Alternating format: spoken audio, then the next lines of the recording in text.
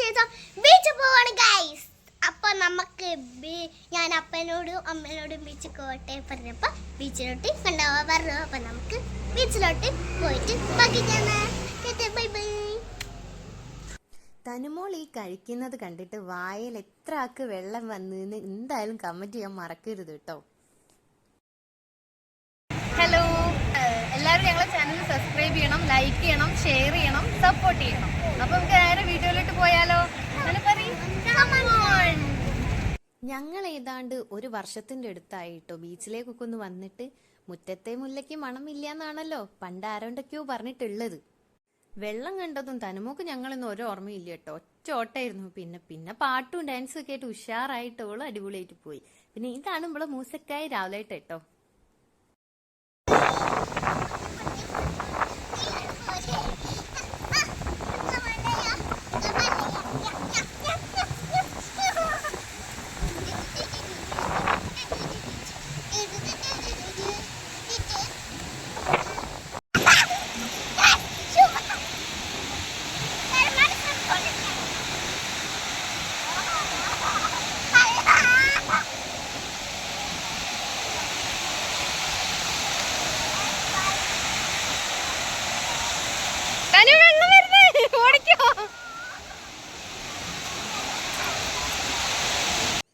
കളിയൊക്കെ നിർത്തിയിട്ട് എങ്ങോട്ടാന്നറിയാം ഈ ഓടിപ്പടിച്ച് പോകുന്നത്?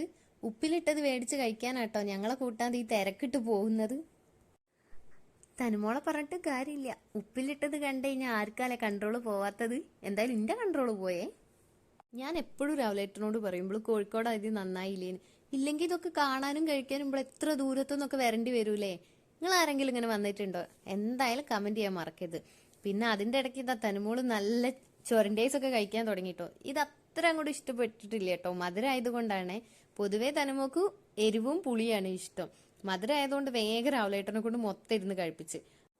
പിന്നെ ഒരു പൈനാപ്പിൾ കഴിച്ചിട്ടോ തനുമോൾ ഉപ്പിലിട്ടത്.